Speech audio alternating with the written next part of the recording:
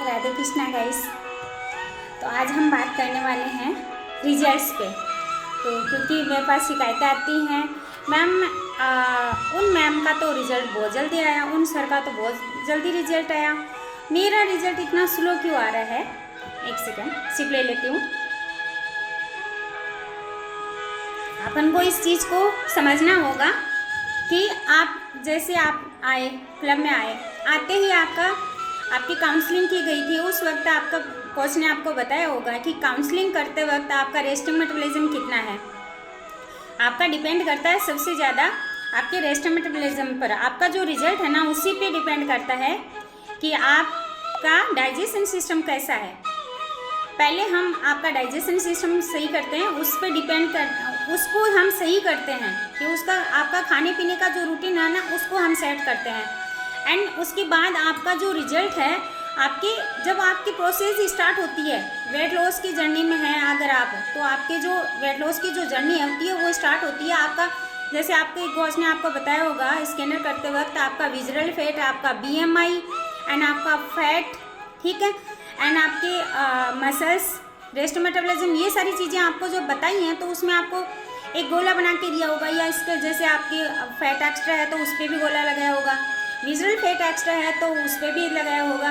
अगर आपका visceral fat 0.5 से 9 तक है, 9 है तक तो नॉर्मल है। अगर 0.5 से 9 तक तो नॉर्मल, अगर 9 के ऊपर जो अगर आ रहा है आपका विजरल फैट तो इस मीन्स आप ओबेसिटी में है आपका। जैसे मैं एग्जांपल देती हूँ, अगर किसी को जैसे साइलेंट अटैक वगैरह आजकल आ रहे हैं, है ना, तो उनको एक विजरल फैट बढ़ा हुआ होता है, इसी की वजह से कोलेस्ट्रॉल बढ़ना। जैसे इसके सिम्टम्स मैं कुछ बताऊंगी। जैसे आप अगर एसी में बैठे होते हैं ना, एसी में बैठे हो रहे हैं और उस टाइम आपको पसीना स्वेटिंग हो रही है अचानक से ही, पसीने मतलब एसी में बैठे एकदम चिल्ड है, रूम बहुत अच्छा ठंडा हो रहा है, उसके बाद भी आपको एसी में स्वेटिंग हो रही है, पसीना आ रहा है, घबराहट सी हो रही है, बेचैनी सी हो रही है ना, तो ऐसे सिम्टम्स अगर आ रहे हैं तो आपको कोलेस्ट्रॉल की प्रॉब्लम है ना। तो आप जब वेट लॉस की जर्नी में आते हैं तो आपकी शुरुआत होती है जब क्लब में आते हैं, एक्सरसाइज करते हैं, न्यूट्रिशन ऐड करते हैं। आपके कोच ने आपको न्यूट्रिशन भी ऐड किया होगा, तो न्यूट्रिशन ऐड करते हैं और एक्सरसाइज करते हैं। उससे हमारी जो प्रोसेस होती है सबसे पहले कहाँ से शुरुआत होती है, हमारे इंटरनल ऑर्गन्स। अब ये जो विजरल फैट होता है ना ये कहाँ जमा होता है, ये हमारे हार्ट और किडनी जो होती है उनके ऊपर जमा होता है। एक येलो कलर की लेयर होती है, मतलब जमा वहाँ पे ये जमा होता है। तो उनके बाहर जो एक्स्ट्रा फैट है ना उसको हम विजरल फैट बोलते हैं। ये गंदा फैट होता है, यानी बैड फैट होता है। इसी की वजह से साइलेंट अटैक आते हैं, यानी दिल की जितनी भी प्रॉब्लम्स हैं वो इसी की वजह से होती हैं। कोलेस्ट्रॉल भी इसी की वजह से बढ़ता है ना। तो जब आप शुरुआत करते हैं तो यहाँ से आपके इंटरनल ऑर्गन से हल्कापन महसूस होता है, वहाँ से आपको हल्कापन महसूस होता है और वहाँ से पता चलता है कि भाई हाँ अपन को अच्छा लग रहा है, गुड फीलिंग आती है आपको, मुझे हल्कापन महसूस हो रहा है, अच्छा हो रहा है। एंड कुछ जो साथी हैं उनके क्या होता है, रिजल्ट आ रहा होता है, उनको पता नहीं होता, वो सोचते हैं, वो तो सिर्फ एक वेट पे फोकस रख रहे होते हैं कि हमारा वेट नहीं गिर रहा है। नहीं भाई, ऐसी बात नहीं है। जब आपके इंटरनल ऑर्गन्स में हल्कापन महसूस हो रहा है, आपकी बॉडी में आपको हल्कापन महसूस हो रहा है, तो उस वक्त आपको क्या होना, आपके इंचेज जा रहे होते हैं। बहुत सारे साथियों के क्या होता है, जैसे इंचेज चले जाते हैं ना, वेट नहीं गिर रहा है लेकिन उनके इंचेज जा रहे हैं क्योंकि एक्स्ट्रा फैट जो था वो हट रहा है। तो रिजल्ट तो आ रहा है ना, ये मत सोचिए आपका रिजल्ट नहीं आ रहा है। तो कभी भी किसी को, कि सबकी बॉडी अलग अलग है, सबका जब हम काउंसलिंग करते हैं तो हमें पता चलता है किसी का RM कितना, तो RM आपका रेस्ट मेटाबॉलिज्म उस पर डिपेंड करता है। तो सबकी बॉडी स्ट्रक्चर अलग है, सबकी बॉडी अलग अलग, तो रिजल्ट भी सबका अलग अलग ही आएगा ना। अब आपकी मेरी अलग है, मेरा रेस्ट मेटाबॉलिज्म अलग है, मेरा डाइजेशन सिस्टम अलग है, आपका अलग है, तो सबका अलग है, तो रिजल्ट भी अलग अलग ही आएगा, ठीक है।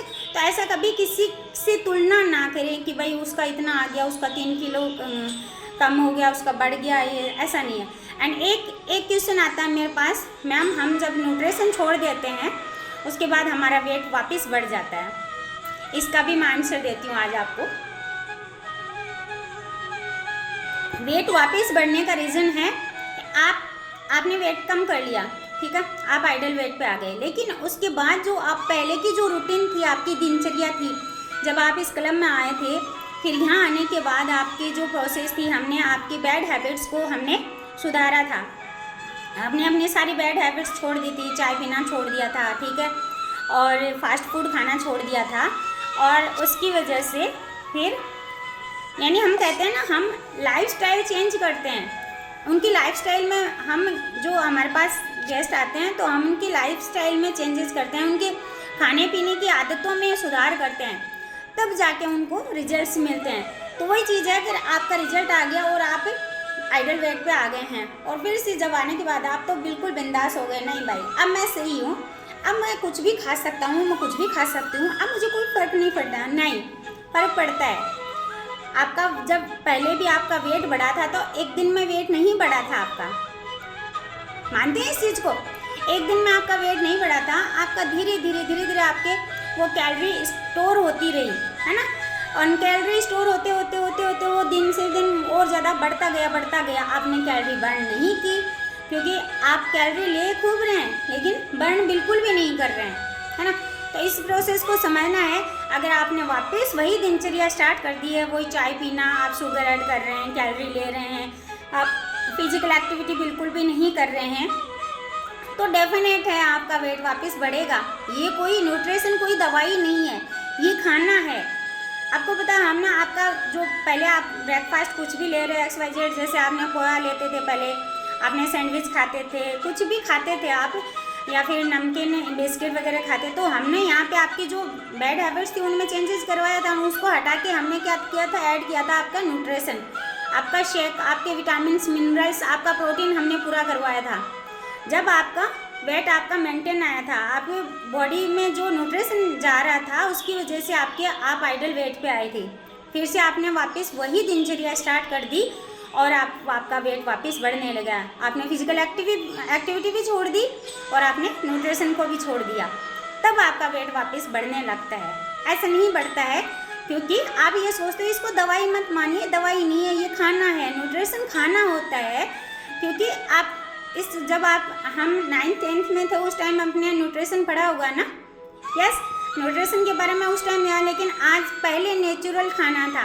आज आप देख रहे हैं कि सब कुछ दवाइयों की वजह से केमिकल मिलाए जा रहे हैं, तो खाने में वो चीज़ है ही नहीं जो हमें चाहिए। हमारी बॉडी की जो नीड है वो न्यूट्रिशन की है, वो है ही नहीं, तो हम कहाँ से होंगे स्वस्थ, है ना। इसलिए हम जो न्यूट्रिशन ले रहे हैं उसका ध्यान रखिए कि आप प्रॉपर अपना न्यूट्रिशन पूरा कर रहे हैं क्या। अगर उसके बाद अगर वेट बढ़ रहा है, एंड कई रीज़न ऐसे होते हैं जैसे एंटीबायोटिक दवाइयाँ जो खा रहे हैं, जैसे किसी को प्रॉब्लम है, बीमारी हो रखी है कुछ, है ना, जैसे शुगर है, थायराइड है ना, तो उन लोगों का वेट बढ़ने का रीज़न है वो एंटीबायोटिक दवाइयाँ वगैरह खाते हैं, दवाइयों की वजह से भी बढ़।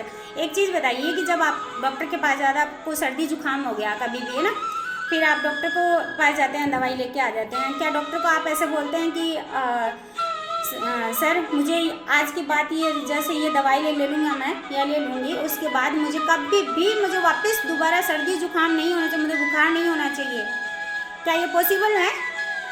नहीं ना। तो फिर क्यों आप ये सोचते हैं कि आपका वेट वापस नहीं बढ़ेगा? बढ़ेगा, डेफिनेट बढ़ेगा। इस चीज़ को मैं भी बोल रही हूँ, उसको मेंटेन रखना ज़रूरी है, ठीक है ना। मेंटेन कैसे रखना है ये हम आपको अच्छे से बता देते हैं। आप काउंट कीजिए कि आप कहाँ कितनी कैलोरी ले रहे हैं। आज सुबह से लेकर शाम तक आप नोट कीजिएगा कि आपने कितनी कैलोरी ली है, एंड जो कैलोरी ली है आपकी नीड कितनी है, एंड आपने ली कितनी है, एक्स्ट्रा कितनी ली है, उसको बर्न कितना किया है, बर्न किया भी है नहीं किया, ठीक है। तो इस चीज़ को आज नोट कीजिएगा और फिर मुझे बताइएगा कि आपका वेट क्यों बढ़ा वापस, ठीक है। राधे कृष्णा।